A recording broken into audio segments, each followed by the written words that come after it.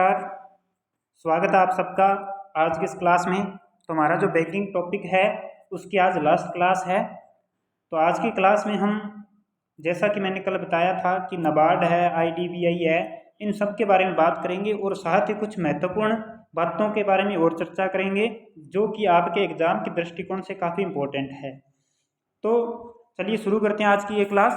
सबसे पहले यहाँ पर हम बात करते हैं नाबार्ड, राष्ट्रीय कृषि तथा ग्रामीण विकास बैंक। राष्ट्रीय कृषि तथा ग्रामीण विकास बैंक। तो देखिए, नाबार्ड जो है एक्ट 1981 के तहत 12 जुलाई 1982 को राष्ट्रीय कृषि तथा ग्रामीण विकास बैंक की स्थापना की गई। ये इसका पूरा नाम है, राष्ट्रीय कृषि तथा ग्रामीण विकास बैंक। ठीक है। इसके बाद में ये जो नाबार्ड की स्थापना है ये किसकी सिफारिश से की गई थी? तो ये शिवरमन समिति की सिफारिश से की गई थी और इसका जो मुख्यालय है वो मुंबई में इसका मुख्यालय है। तो ये आपने बात ध्यान में रखनी है।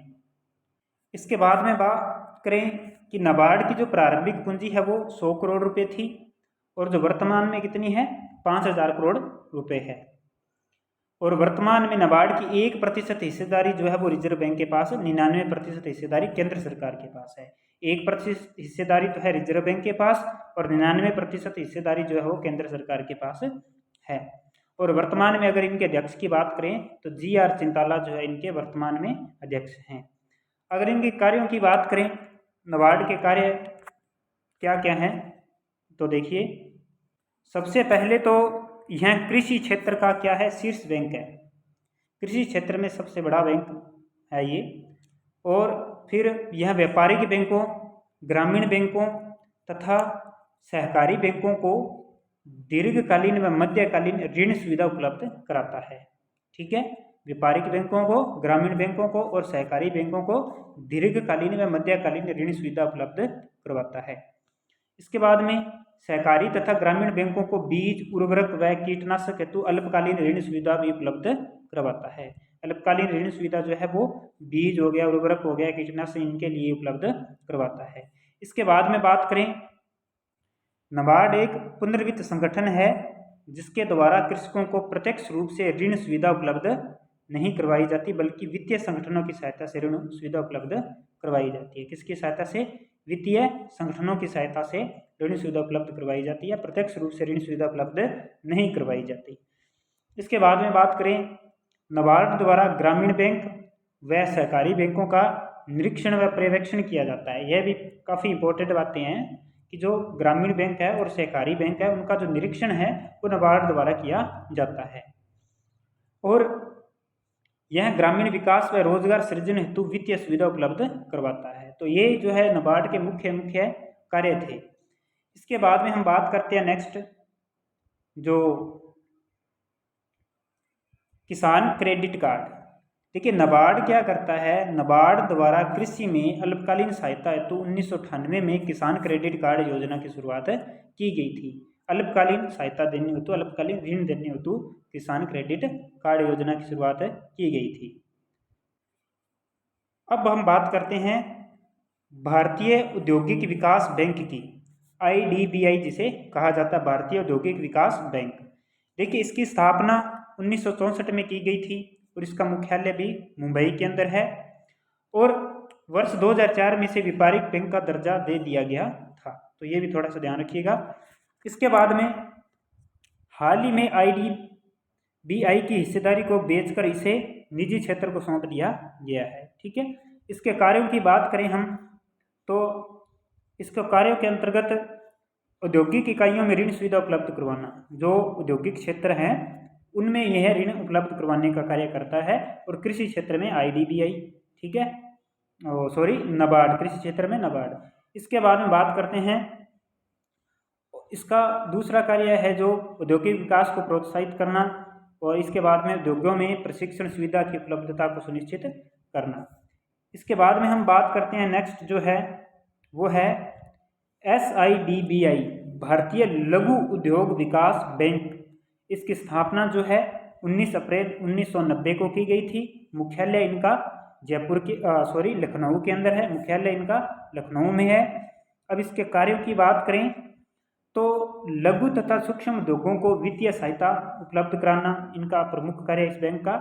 और कस्बों तथा उपनगरीय क्षेत्रों में उद्योगों का विकास करना और वित्तीय संगठनों को वित्तीय सहायता उपलब्ध कराना जो उद्योगों को ऋण सुविधा उपलब्ध कराते हैं। ठीक है, इसके बाद में हम बात करते हैं नेक्स्ट आयात निर्यात बैंक। तो इसकी स्थापना जो है 1982 जनवरी में की गई थी। इसका भी मुख्यालय कहाँ है, ये मुंबई के अंदर है। इसके कार्य की बात करें तो देखिए, आयात निर्यात व्यापार में संलग्न व्यापारियों को वित्तीय सुविधा उपलब्ध कराना। ठीक है, आयात निर्यात व्यापार के जो व्यापार में जो व्यापारी लगे हुए हैं, व्यापार वगैरह करते हैं, उन्हें वित्तीय सुविधा उपलब्ध कराना और विदेशी मुद्रा में ऋण सुविधा उपलब्ध कराना। आयात निर्यात को वित्तीय सहायता उपलब्ध कराने वाले संगठनों को ऋण सुविधा प्रदान करना। इसके बाद में हम बात करेंगे नेक्स्ट राष्ट्रीय आवास बैंक। इसकी स्थापना जुलाई 1988 में की गई थी। मुख्यालय इसका दिल्ली के अंदर है। अगर कार्यों की बात करें तो राष्ट्रीय, जैसे कि इसके नाम से पता चल रहा है आवास बैंक, तो आवास सुविधा की उपलब्धता हेतु वित्तीय सहायता उपलब्ध करवाना। ठीक है, और आवास कीमत सूचकांक HPI NHB द्वारा वर्ष 2007 में ये जो है राष्ट्रीय आवास बैंक द्वारा वर्ष 2007 से ही जारी किया जा रहा है। आवास कीमत सूचकांक ध्यान रखिए किसके द्वारा जारी किया जा रहा है, NHB राष्ट्रीय आवास बैंक के द्वारा। इसके बाद में हम बात करते हैं कुछ बैंकिंग सुधार की। देखिए, 19 जुलाई 1969 को 14 बैंकों का राष्ट्रीयकरण किया गया था जिनकी पूंजी 50 करोड़ रुपए से ज़्यादा थी। और सन 1969 लीड बैंक योजना लाई गई जो जिला स्तरीय कार्य योजना थी, अर्थात जिले के सबसे बड़े बैंकों को प्रमुख बनाया गया था। कब? 1969 में लीड बैंक योजना के अंतर्गत।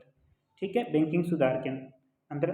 ठीक है, अब जो हम हैं कुछ मोस्ट इम्पोर्टेंट पॉइंट्स पर बात करेंगे जो कि एग्जाम के दृष्टिकोण से बहुत महत्वपूर्ण है। तो देखिए, पहला पॉइंट है कि भारतीय रिजर्व बैंक के द्वारा नोट निर्गमन के लिए न्यूनतम संचय प्रणाली का प्रयोग किया जाता है। ये बात आप ध्यान में रखिएगा, ये क्वेश्चन पीछे एग्जाम में आया हुआ भी है। बैंक दर, देखिए बैंक दर वह दर है जिस पर व्यापारिक बैंक रिजर्व बैंक से ऋण लेते हैं। व्यापारिक बैंक रिजर्व बैंक से ऋण लेते हैं। यदि बैंक दर कम होगी तो साख का निर्माण अधिक होगा। ये बात आप ध्यान रखना, ये क्वेश्चन आया हुआ है। यदि बैंक दर कम होगी तो जो साख है, साख का निर्माण अधिक होगा। ये बात आपने ध्यान में रखनी है। और रिजर्व बैंक का राष्ट्रीयकरण कब किया गया था? तो 1 जनवरी 1949 को जो है इसका राष्ट्रीयकरण किया गया था। ये बात आपने ध्यान में रखनी है, रिजर्व बैंक का राष्ट्रीयकरण 1 जनवरी 1949 को।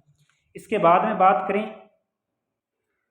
तो स्मार्ट मनी जो शब्द है, स्मार्ट मनी शब्द का प्रयोग क्रेडिट कार्ड के संबंध में किया जाता है। क्रेडिट कार्ड के संबंध में जो स्मार्ट मनी का प्रयोग किया जाता है, स्मार्ट मनी यानी कि एक हिसाब से क्रेडिट कार्ड को कहा जाता है। इसके बाद में भारतीय रिजर्व बैंक का संचालन केंद्रीय संचालन मंडल द्वारा किया जाता है। ये बात आपने रट्टा ही मार लो इस बात का। तो जो भारतीय रिजर्व बैंक है, ये जो क्वेश्चन है ये आए हुए क्वेश्चन है सारे के सारे। ठीक है, भारतीय रिजर्व बैंक का संचालन किसके द्वारा किया जाता है? केंद्रीय संचालन मंडल के द्वारा किया जाता है। केंद्रीय बोर्ड में एक गवर्नर तथा अधिकतम 4 डिप्टी गवर्नर होते हैं जिनकी नियुक्ति केंद्र सरकार द्वारा 5 वर्षों के लिए की जाती है। ये बात भी आपने ध्यान में रखनी है। इसके बाद में बात करते हैं M3 मुद्रा को व्यापक मुद्रा कहते हैं। ठीक है, ये पहले भी बताए हुए पॉइंट्स, लेकिन फिर भी मैंने इनको एक साथ लिख दिया है। लेकिन इसमें डाकघर की कोई भी जमा सम्मिलित नहीं होती, ये ध्यान रखिएगा। M3 को व्यापक मुद्रा कहते हैं, लेकिन इसमें डाकघर की कोई भी जमा सम्मिलित नहीं की जाती है। सामान्यतः मुद्रा की पूर्ति के रूप में M3 को ही लिया जाता है। मुद्रा, विस्तृत मुद्रा भी इसे कहते हैं, व्यापक मुद्रा भी इसे कहते हैं, और मुद्रा की पूर्ति के रूप में M3 को लिया जाता है। भारत में ट्रेजरी बिल भारतीय रिजर्व बैंक द्वारा बेचे जाते हैं। किसके द्वारा बेचे जाते हैं? भारतीय रिजर्व बैंक के द्वारा बेचे जाते हैं। अब यहाँ पर बात करें तो M1 मुद्रा को सर्वाधिक तरल मुद्रा कहा जाता है, जिसके अंतर्गत जनता के पास चलन में जो मुद्रा है, बैंकों की जो मांग जमाएं हैं और आरबीआई की अन्य जमाएं सम्मिलित की जाती है। ठीक है, इसके बाद में हम बात करते हैं आगे। भारत में पहली बार व्यापारिक बैंकों का राष्ट्रीयकरण 19 जुलाई 1969 को किया गया था। पहली बार व्यापारिक बैंकों का राष्ट्रीयकरण 19 जुलाई 1969 को किया गया था। ये बात आपने ध्यान में रखनी है। इसके बाद में बात करें, भारत का सबसे बड़ा व्यापारिक बैंक जो है state bank of India SBI है, जिसकी स्थापना 1 जुलाई 1995 को की गई, जिसका मुख्यालय कहाँ है? मुंबई में है। और यह गैर राष्ट्रीयकृत सार्वजनिक क्षेत्र का सबसे बड़ा बैंक है। इसका नाम इंपीरियल बैंक था, पहले इसका नाम इंपीरियल बैंक था, ये मैंने आपको करवाया था। ठीक है,